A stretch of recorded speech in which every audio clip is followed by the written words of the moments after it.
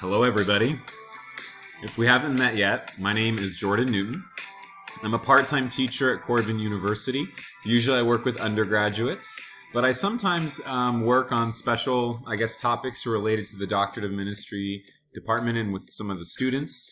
I guess I'm an occasional assistant to Leroy at times, so we might meet each other on campus.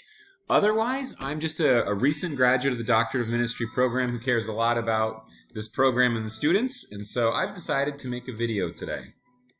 Now, this video is intended to kind of walk you through Converge, Corbin's email, and maybe to be kind of like an electronic orientation. Gosh, I hate the light.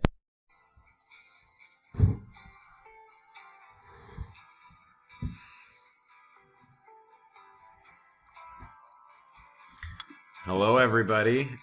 If we haven't quite met yet, my name is Jordan Newton, and I'm a recent graduate from Corbin's Doctorate of Ministry program in Strategic Leadership. I also part-time teach at Corbin and have for almost a decade. So I'm tied into the student end at Corbin, but also tied into the teaching end at Corbin. And if we haven't met yet, it's nice to meet you. My name is Jordan, and welcome to the program. Dr. Leroy Gertzen is the chair and the one who does most of the teaching and most of the grading, along with, of course, Dr. McIntosh. The two of them oversee this Doctorate of Ministry program in Strategic Leadership, but I sometimes get involved with grading or helping out here and there. And one of the things that it sounds like new students could use is kind of a tutorial with Corbin's webpage and Converge, and so I thought I'd make a quick video walking you through some of that. So here we are at on Corbin's website, and over here on Quick Links, you can find the stuff that's most important. Converge, certainly, and down here, the Corbin email. So logging into your Corbin email. Hopefully this was part of your orientation or at least campus visit, or at least maybe at the bare minimum, some kind of email that you got from the school. But usually your username is your first and last name put together, and your password sometimes is your social security number to start until you reset it. But logging into your email account, and we're just going to see what's in mine, you'll be able to see emails from, welcome back, emails from other professors or from people in your class. Nothing terribly exciting over here, so I'm going to back out. But what you do need to know and use quite a bit of is the Converge page. So let's come over here to Converge. On the Converge link, you're going to need to log in. It's going to be the same thing as your email. Whatever you use to get into your email, that's going to be also what you use here on the Converge website. And since I'm a recent graduate, I am not going to have any active classes up at the top here. And so usually this is preset to in progress. And if your course overview looks like mine on this Converge page, in progress up here should be all the classes that you are currently enrolled in. But as I said, as a recent graduate, I have none in progress. So what I'm going to do for this is I'm going to go find past classes. And I'm going to take one from the spring 2020 that you guys happen to be in right now, which I believe is the Personal Foundations of Leadership. And I'm going to guess, is this one the right one? Actually, let's back out. Let me go back and look for, is it the analytic dimension? The human dimension, that's what I'm looking for. So this might be what your screen looks like when you log into Converge. But you can see at the top, there's a book list here, there's a syllabus, there's resources, and then there's these open blocks for dates. And again, I believe this might have been from 2017. But basically, when you get to summer, you can see that there are reports. If you just want to click on one of these, you can see that I submitted a paper and the time and all that. But basically, if you see this little hand symbol that looks kind of like this, that is a place for you to turn in an assignment and upload. So if you're wondering what this Cotter reading report is, you're probably going to have to go up here to at least the syllabus or the course resources and read about this paper. But this would be the basic operations of Converge. Sometimes you'll have two or three Converge pages depending on the different class subjects. And there's, as you can see, Microsoft Word documents. Sometimes there's conversations here on this tab if there's a sign up. But basically, for getting orientated to the class electronically, the first thing you need to do is you need to get onto Converge, you need to get the syllabus, and I would recommend reading it 2 or 3 times. I would also do this with a calendar and start mapping out what do I need to do in week 1, week 2, week 3, week 4. Oftentimes, the class won't have deadlines until the end of the allotment of the class. And so sometimes for me, setting those deadlines means if this class has 9 books and there's 9 weeks, I need to get a book a week. If there's 9 books plus there's 3 mini papers, at the end of 3 weeks I need 1 paper, the end of the 6 weeks another, end of 9 the last. So getting organized is really important, but also checking Converge, because there are occasionally updates that Dr. G or Dr. McIntosh will put up here, and then also paying attention to your email address. Now, I doubt anybody right now uses Corbin email as their preferred email. You probably have an Apple, a Yahoo, well, probably Google would be a number of you. Or if you're super retro, perhaps you still have a Comcast or an AOL, right? AOL, maybe. But whatever your preferred one is, you need to get in the habit of checking your Corbin email, because valuable information could be sent to you. And if you forget to check it, check it every couple of months, you might miss something pretty big. So I would recommend, if possible, linking your Corbin email to either your Gmail or Yahoo or whatever else you use, so that whenever you check your other mail, your Yahoo or Gmail, it opens both of those together. A basic Google search on how to do this would be fine, by the way.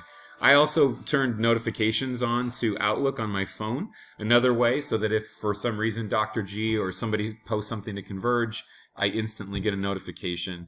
That would be a real smart thing to do as well. But when it comes to navigating Converge, it's pretty simple. From this Converge page, you should have different classes that you can click into. Usually the way Dr. G does classes is that you have January to the end of February, 1 class, February to about April, the 2nd class, and then usually at the beginning of May is when the thesis class drops. And you kind of just work on those linearly, getting your assignments done, and show up into summer. And then in the post-residency period, that's usually when there's some of the larger papers to write. Let me just do a couple things that maybe would be helpful as in addition, just in case you need to find it. On the off chance that you're already ready to start kind of looking around for resources related to research, which if you're a year 1 student and this is before you've had summer meetings, it's probably not going to be that helpful. But one thing that I like to do from this website here is I like to search for our Corbin library. This is the easiest way I know how to get to it. There are certainly other ways, but the Corbin library. So you could have just typed in www.corbin.edu/library/, but from this website, you can now check all of our databases. If you wanted to go click on Primo, you could see what books we have in the library. But more important for future resources is going to this databases, show all, and I really like using EBSCOhost. And what this is we're going to get redirected, and I'll choose all databases.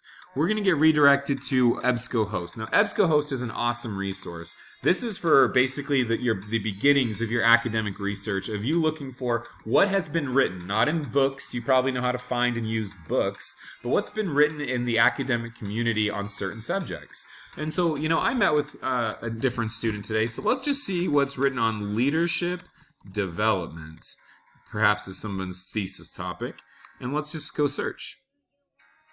And we're going to find all kinds of things. But over here on the left, the first thing I want to do is I only want resources that have full text, and I only want them to be scholarly journals or peer-reviewed.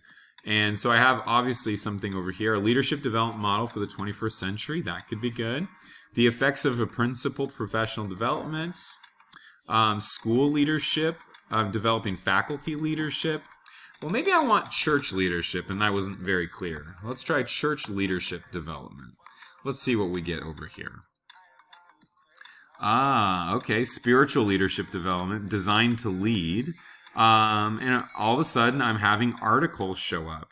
And these could be really tremendous towards me building some precedent research for my subject. Leaders from Disciples, the Church's Contribution to Leadership Development. This comes from the Evangelical Review of Theology. Looks pretty good. I can get the full text over here and see what we got. Let's go to one more place. So this is EBSCOhost off Corbin's website.